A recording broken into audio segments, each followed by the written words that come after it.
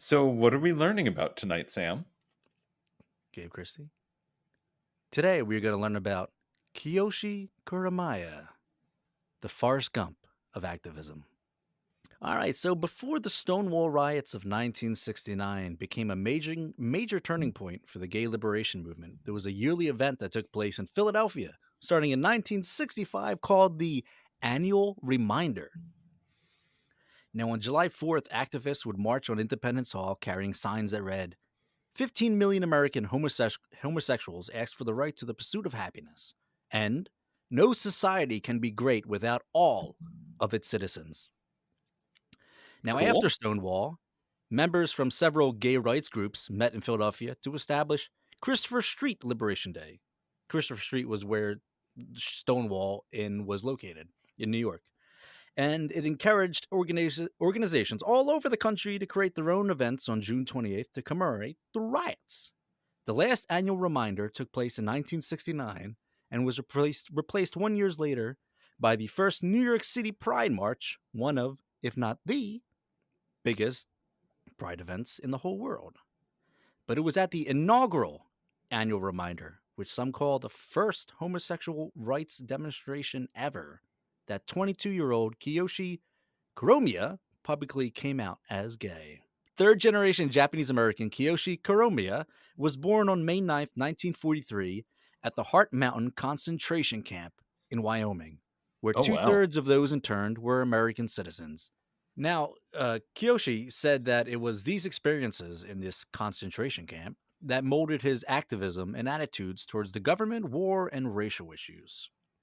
They tend to do that. Yeah. From a young age, he knew that he liked boys, but he didn't really understand the concept of identifying as gay.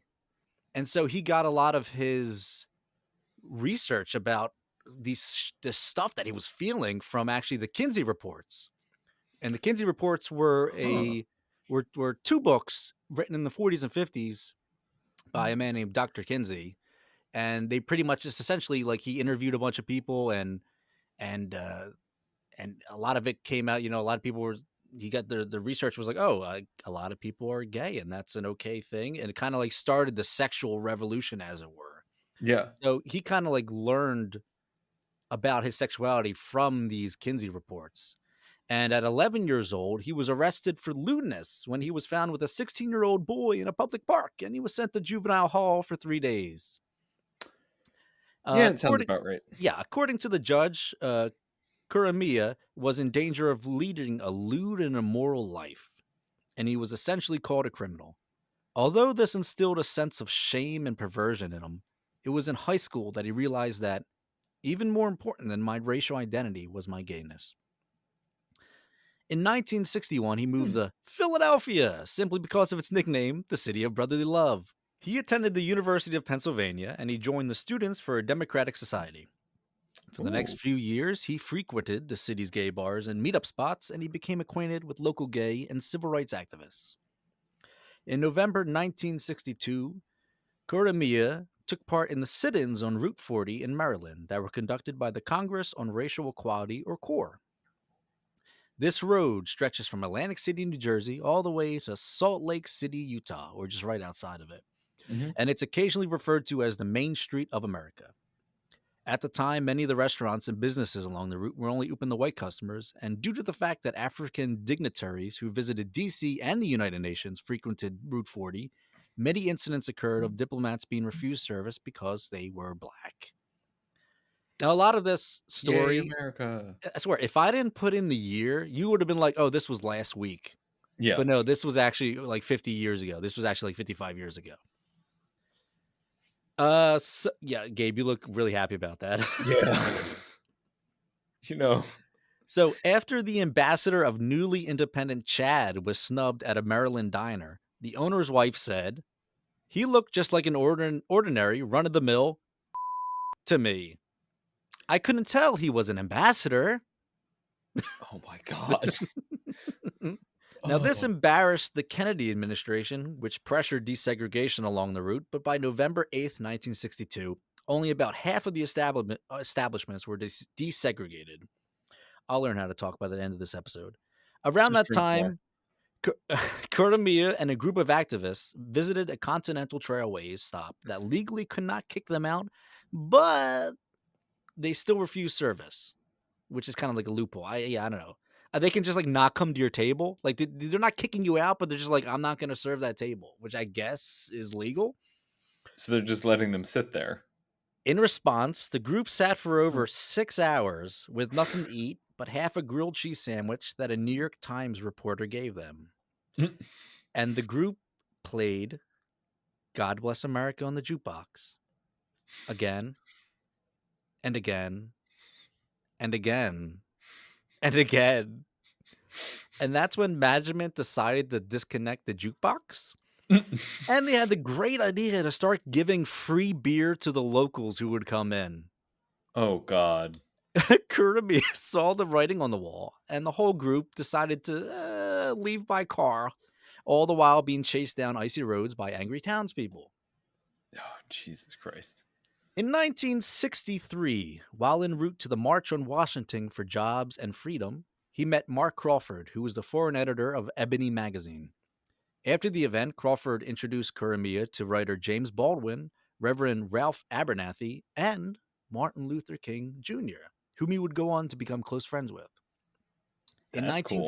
In 1964, Kuromiya traveled to New York for the East Coast Homophile organization, and their conference on a fact-finding mission, and was surprised to find that the activists there were more laid back than the flaming radicals, as he would put it, of the civil rights movement. In March 1965, Kuromiya and a group of activists took over Independence Hall in Philadelphia and called it Freedom Hotel in support of the people injured at the Pettus Bridge incident during the Selma to Montgomery marches in Alabama. A week later, he found himself in Montgomery leading a group of black high school students on the state capitol building. I believe it was for voting rights, too. Yeah. The sheriff's posse cornered him and clubbed him over the head, knocking him unconscious. While recovering in the hospital, he wasn't allowed any visitors or any communications with the outside. But a gay male nurse snuck him out to a telephone where Kuromiya was able to call the media and his parents to tell him that he was all right. The next day after his release, he was accused of going after the sheriff with a knife the night before, but eventually the sheriff recanted and actually issued an apology. Martin Luther King Jr. said, "This is the very first time a Southern sheriff had apologized for injuring a civil rights worker." After MLK was assassinated, Kuromiya stayed with the King's family and helped take care of his children during the week of his funeral. It was really a hot day, Gabe Christie, on July 4th, 1965, when Kuromiya marched on Independence Hall in what would become the first annual reminder. The demonstrators carried signs and dressed in coats and ties and dresses in order to make a good first impression. Kuromiya said, "We aren't monsters." The protest did not draw much media attention, but Kuromiya considers it his first time coming out in public. It was a dangerous time to be gay or to even be associated with the Homophile movement, as it was called. As a result of a 1953 executive order by President Eisenhower, it was essentially illegal for gays to be federal employees. I did not know that about the Eisenhower administration, and yeah, I know you're pissing me off even more. This lavender scare, as it was called, paralleled, I'm serious, that's actually what it was called, paralleled McCarthy's Red Scare, and many of those same tactics were used to suppress the civil liberties of gays.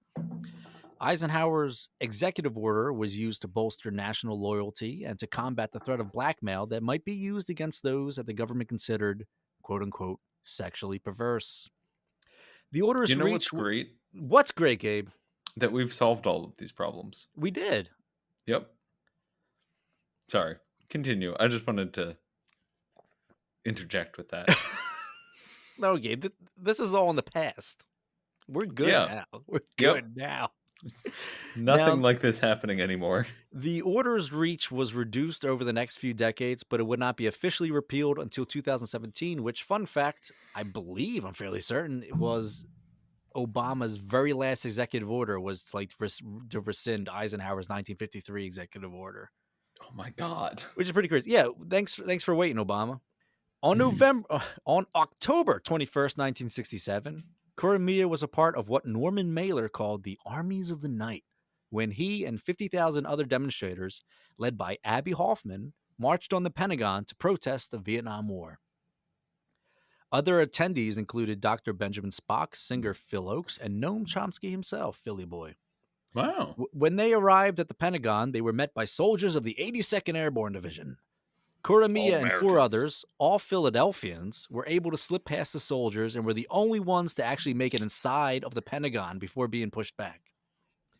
Hoffman Nice. then attempted to levitate the Pentagon with psychic energy, while Allen Ginsberg led the group in Tibetan chants. Now, I think that's the most 1960 sentence in existence. Yes. That was beautiful. Not It the was a most different thought time. out praxis, but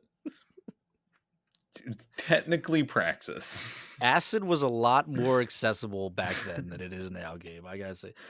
Now, if they were successful, it would signal the beginning of the Aquarian Age, and they all could go home and celebrate. But unfortunately, the attempt failed. And that's the end of the episode, Gabe. No, it isn't. In 1968, Kuromiya designed one of the most iconic posters of his time when he took a picture of a young man burning his draft card and under it wrote, "Fuck the draft." The advert for the poster read, "Here's a little something for Mother's Day. Send for 5 posters and we'll send a 6th one free to the mother of your choice." And it listed names such as First Lady, Lady Bird Johnson, Shirley Temple, and J. Edgar Hoover. On April 11th of that year, he was arrested due to the poster's crime inciting and obscene nature. He was chained at his hands and his waist, and he was forced to walk 7 blocks to the federal building in Philadelphia, where his bail was set. The ACLU defended him, and the case was eventually overturned 3 years later. Later in 1968, Kuromiya handed out 2,000 copies of the poster at the Democratic National Convention in Chicago. On April 26, a flyer posted around the UPenn campus by a fictional organization called the Americong, which is a fucking amazing name, announced that a dog would be burned alive with napalm in front of the campus library. Jesus. I'm going to let that one sit for a minute. That day, ambulances from several veterinary clinics and over 2,000 people showed up to the campus to protest. Kuromiya, the brains behind the demonstration, started to pass out leaflets to the crowd that read, "Congratulations on your anti-napalm protest. You saved the life of a dog. Now, how about saving the lives of tens of thousands of people in Vietnam?" That is slightly more effective praxis than levitating the Pentagon. Threaten the life of a dog in this country and you will get traction. Unless you're Thomas Edison, in which case you'll just get massive contracts to build your electrical grid. On June 28th, 1969, police raided the Stonewall Inn, a gay bar in New York City's Greenwich Village. When the police became violent, so did the patrons and the surrounding community members. This event marked the beginning of the more radical gay liberation struggle and the end of the relatively conservative Homophile movement. "Homosexuals have burst their chains and abandoned their closets. We came battle-scarred and angry to topple your sexist, racist, hateful society. We came to challenge the incredible hypocrisy of your serial monogamy, your oppressive sexual role-playing, your nuclear family, your Protestant ethic, apple pie, and mother." That was Kuromiya. Now, following the riots, more gay rights organizations began to pop up nationwide. It was a meeting of the Homophile Action League that led Kuromiya to form Philadelphia's Gay Liberation Front, a multiracial community activist group that worked closely with the Black Panther Party. And he would go on to represent the Gay Liberation Front at the Panthers' 1970 convention that was actually held at Temple University. As always, Kuromiya had a unique knack for activism. We'd go up to a line of cops with tear gas grenades and horses and clubs and link arms into a can-can. It really threw him off guard. The GLF eventually folded into the Gay Activist Alliance, or GA, but not before they published their one and only issue of the Gay Dealer newspaper, which was funded partially by sales of the psychedelic MMDA. I think we should fund this. Fuck Patreon. We should fund our Labor Jawn podcast with psychedelic. It would probably make listening to the podcast more interesting. It would make recording this podcast more interesting as well, Gabe. It would possibly less informative, but certainly more interesting. Now, it was during the Mummers Parade, Gabe, on New Oh, Year's God. Day. Gabe, Mummers Parade, New Year's Day, 1971, that Kiyoshi Kuromiya ran out into the middle of the parade and handed a copy of The Gay Dealer to Frank Rizzo? Frank Rizzo, friend of the show, Yes. who smiled, shook Kuromiya's hand, and put the gay dealer, in his back pocket. The GA were beneficial in... Thank you for that, Gabe. I knew you were going to get that one. The GA were beneficial in providing mental health services such as the Gay Switchboard Hotline, and in 1972 helped establish Philadelphia's first official gay pride parade. How the hell do we have an episode that has MLK, Frank Rizzo, James Baldwin, Dwight Eisenhower? We're not done yet, Gabe. Oh my God. This guy really was freaking Forrest Gump. And now, in 1974, Kuromiya... Wow, what a transition. Kuromiya was diagnosed with metastatic lung cancer, an ailment he would beat back after an upper lobectomy 3 years later. He befriended Buckminster Fuller, and the two traveled the country together. In 1981, they co-wrote Critical Path, a book about the development of human civilization and economic history. Now, the title of the book is a project planning term that determines the time needed to complete a project. This experience helped Kuromiya create the Critical Path newsletter in 1987, which was one of the first widely available resources for HIV treatment in the country. Huh. These newsletters were mailed not only to thousands of people worldwide, but also to those who were incarcerated and suffering from the disease. That year, the AIDS Coalition to Unleash Power, or ACT UP, was established in New York. ACT UP is a grassroots organization formed to combat the AIDS pandemic through direct action. After founding the Philadelphia chapter of ACT UP, Kuromiya turned his attention to the burgeoning internet. Over the next few years, he transformed his newsletter into what would become one of the first websites to provide information on HIV/AIDS treatment and research. His Critical Path project not only disseminated much-needed information, but also provided free internet access and a 24-hour hotline for Philadelphians. His personal motto was, "Information is power." And he understood how powerful of a tool the internet was going to become. And he wanted to use the internet to help others and ultimately himself, because in 1989, Kuromiya was diagnosed with AIDS. But this only intensified his mission to combat the deadly disease that had already taken the lives of over 100,000 Americans. In 1992, he received a $20,000 reparations check from the United States government for his time in the Hard Mountain concentration camp. So, we're all good, right? Everyone's good. Yeah. He got a check, so, it's fine. Being put in a concentration camp, you're good. In the late 90s, Kuromiya was the editor of the nation's first standard of care for HIV patients, which was published by ACT UP Philadelphia. He was also a medical marijuana activist, and he operated a cannabis buyers club, helping not only AIDS patients, but those with other ailments. In the late 60s, he set up what he called the first smoke-in Philadelphia, when he and a group went behind Independence Hall, and he smoked from the 1,500 joints that he rolled the night before. My God. I don't know how that is the most impressive part of this story. That is exceedingly impressive. I know, right? Man, they got high. Yeah. And behind Independence Hall, too. Yeah. Well, that was the first smoking. In 1997, Kuromiya went to the Supreme Court, and he used his experiences from decades of activism to successfully defeat provisions of the Communications Decency Act, which would have hindered access to HIV/AIDS information on the internet. Now, in the first... Painful. Do you want me to continue with the story? Oh, please do. It's fascinating. And We're how the almost fuck done. do we not have a statue of this guy? I know, right? Or at least a movie. Give us a Yeah. Hallmark movie or something of this guy. Jesus Oh Christ. god, not Hallmark. Well, anything. In the first issue of Give him a Critical blonde Path, wife. in why does this gay guy have a blonde wife? I don't question it. It's a Hallmark movie. You're a Hallmark contractually movie. obligated to. Yes, it's true. It's very true. And she has to have a southern accent. Yep.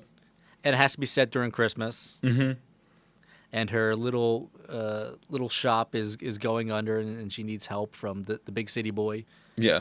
In the first issue of Critical Path in 1989, Kuromiya wrote, "It is our conviction that a heroic endeavor is now needed both to provide for the continuing health maintenance of person with AIDS the world over, and by the year 2001 to find a cure for the ravages of AIDS for all time." Kuromiya passed away of complications from cancer on May 10th, 2000, one day after his 57th birthday. Wow. On September 9th, 1982, the Philadelphia Gay Rights Bill was passed, which outlawed discrimination based on sexual orientation in employment, housing, and public accommodations. Then, after a highly publicized attack on two gay men in Center City, Philadelphia in 2014, which I'm sure you remember, I'm sure the whole city remembers, the city passed an ordinance that recognized attacks based on gender identity or sexual orientation as hate crimes.